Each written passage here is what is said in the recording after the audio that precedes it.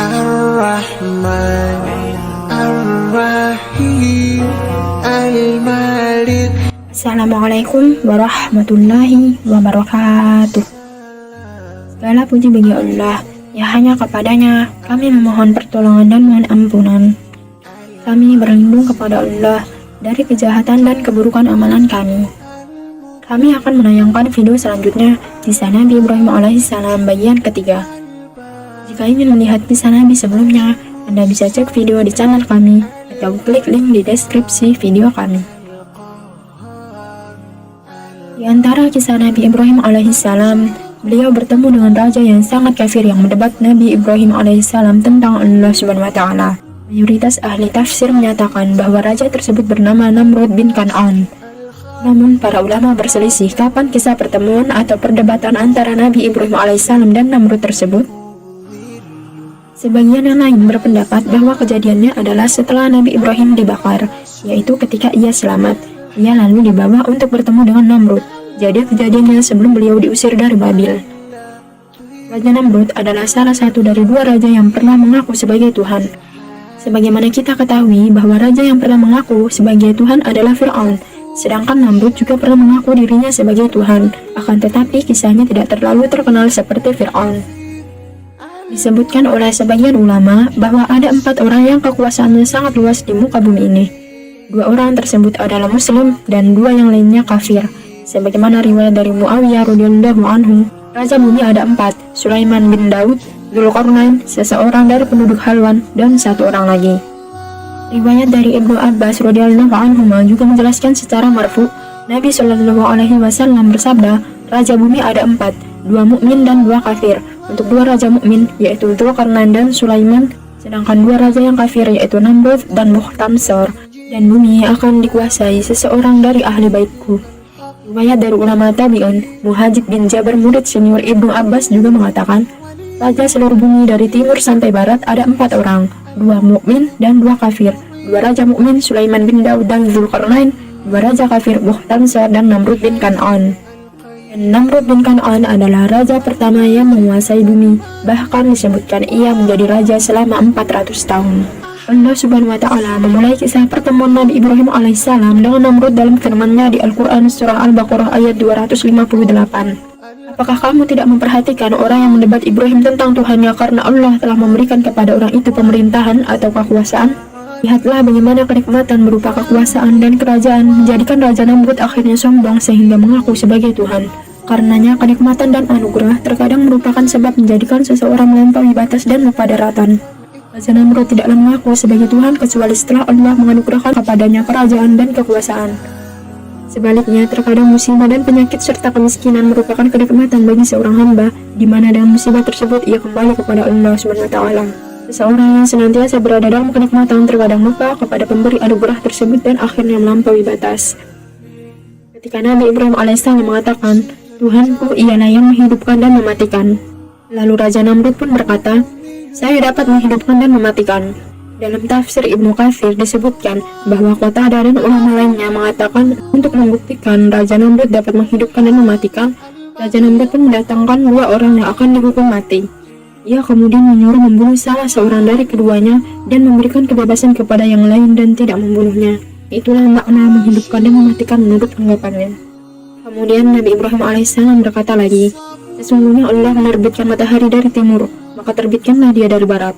Maksudnya adalah jika benar apa yang dikatakan Raja Namrud sebelumnya dan dia benar adalah Tuhan, maka konsekuensinya adalah dia mampu mengatur hal-hal yang sifatnya sunnatullah di alam semesta. Maka Nabi Ibrahim alaihissalam meminta Raja Namrud untuk mengubah aturan alam atau sunnatullah tersebut dengan menerbitkan matahari dari barat. Maka ketika Raja Namrud mengetahui ketidakmampuannya dan bahwa tidak sanggup berbuat apa-apa dengan kesombongan itu, ia pun tercengang, membisu, tidak dapat berbicara sepatah kata pun. Timbul pertanyaan, kenapa Raja Namrud tidak berkata kepada Nabi Ibrahim, kalau begitu apakah Tuhanmu bisa menerbitkan matahari dari barat sebagaimana yang kau minta dariku? Hal ini karena dia khawatir, jika Tuhannya Nabi Ibrahim alaihissalam ternyata benar-benar menerbitkan dari barat, maka selesailah dia di hadapan rakyatnya. Terlebih lagi Raja Namrud sudah melihat keajaiban Nabi Ibrahim alaihissalam yang tidak terbakar oleh api yang begitu besar. Karena kalah hujah, akhirnya Nabi Ibrahim alaihissalam diusir oleh Raja Namrud dari Babil. Sebagian ahli tafsir menyebutkan, akhirnya Allah mengirimkan seekor lalat atau nyamuk yang masuk ke dalam hidungnya dan tinggal di dalam tubuhnya. Maka lalat tersebut tinggal di kepalanya selama 400 tahun. Dan selama itu pula kepalanya dipukul dengan palu. Jika kepalanya dipukul, maka sakitnya berkurang. Dan orang yang paling rahmat kepadanya adalah orang yang mengumpulkan kedua tangannya, lalu memukulkannya ke kepalanya. Ia menjadi raja yang sombong selama 400 tahun. Maka Allah pun mengazabnya selama 400 tahun. Lalu Allah membinasakannya.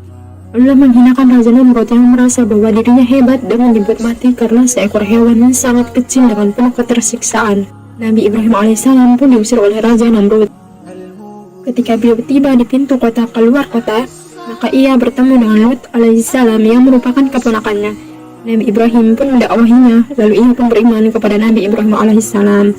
Ketika Nabi Ibrahim alaihissalam telah meninggalkan kampungnya, Allah SWT berfirman, maka ketika Ibrahim sudah menjauhkan diri dari mereka dan dari apa yang mereka sembah selain Allah, kami anugerahkan kepadanya Ishak dan Yakub, dan masing-masingnya kami angkat menjadi nabi. Ketika Nabi Ibrahim alaihissalam meninggalkan ayah dan kaumnya, beliau pergi seorang diri. Akhirnya karena kepergian Nabi Ibrahim alaihissalam yang karena Allah, maka Allah anugerahkan anak-anak yang saleh yang kelak akan menjadi nabi dan yang akan menemaninya, yaitu Nabi Ishak dan Yakub. Bahkan seluruh nabi setelah beliau adalah keturunan beliau. Kata para ulama, ayat ini menjadi dalil bahwa ketika seseorang meninggalkan sesuatu karena Allah, maka Allah akan gantikan dengan sesuatu yang lebih baik. Sebagaimana sabda Rasulullah SAW, sesungguhnya jika engkau meninggalkan sesuatu karena Allah Subhanahu wa Ta'ala, niscaya Allah akan memberi ganti padamu dengan yang lebih baik. Ketika Nabi Ibrahim alaihissalam meninggalkan Babil, disebutkan bahwa dia pergi bersama Nabi Lut alaihissalam karena Nabi Lut beriman kepada beliau. Sebagaimana firman Allah Subhanahu wa Ta'ala, maka Lut membenarkan kenabiannya dan berkatalah Ibrahim, sesungguhnya aku akan berpindah ke tempat yang diperintahkan Tuhanku kepadaku. Sesungguhnya dialah yang maha perkasa lagi maha bijaksana. Nabi Ibrahim alaihissalam pun pergi menuju Harran di perbatasan negeri Syam dan Turki. Sementara Nabi Lut alaihissalam berangkat menuju negeri Syam di daerah Sodom. Ketika Nabi Ibrahim alaihissalam tiba di Harran, beliau menikah dengan Sarah. Sebagian ulama memandang bahwa Nabi Ibrahim alaihissalam sudah menikah dengan Sarah ketika di Babil, sehingga tatkala Nabi Ibrahim meninggalkan Babil, beliau sudah pergi bersama Sarah. Namun, sebagian ulama memandang bahwa Nabi Ibrahim alaihissalam menikah dengan Sarah di Harran. Sarah adalah putri Raja Harran yang mencela agama kaumnya. Akhirnya ia pun menikah dengan Nabi Ibrahim alaihissalam. Sekian dari kisah Nabi Ibrahim alaihissalam bagian ketiga tentang perdebatannya dengan Raja Namrud sampai akhirnya diusir dari kota Babil. Mohon doanya agar kami bisa terus menceritakan semua kisah perjalanan para nabi dan Rasul Allah Subhanahu wa Ta'ala. Insyaallah selanjutnya kami akan menceritakan kisah Nabi Ibrahim alaihissalam yang nantinya akan membahas tentang kisah beliau di Harran. Demikian dari kami. Jika ada kesalahan baik yang disengaja maupun tidak, kami memohon maaf yang sebesar-besarnya. Karena kesalahan itu pasti dari saya sebagai manusia biasa yang tidak luput dari dosa dan kesalahan, dan segala sesuatu yang benar hanyalah milik Allah Subhanahu wa Ta'ala. Jangan lupa subscribe dan nyalakan notifikasi channel kami agar Anda bisa mendapatkan pemberitahuan tentang video terbaru dari kami. Dan juga like dan share agar bermanfaat bagi sesama saudara muslim untuk mengetahui tentang kisah para nabi dan Rasul Allah Subhanahu wa Ta'ala. Semoga Allah Subhanahu wa Ta'ala menjaga kita semua serta memudahkan segala urusan kita. Jazakumullahu khairan wa barakallahu fikum. Wassalamualaikum warahmatullahi wabarakatuh.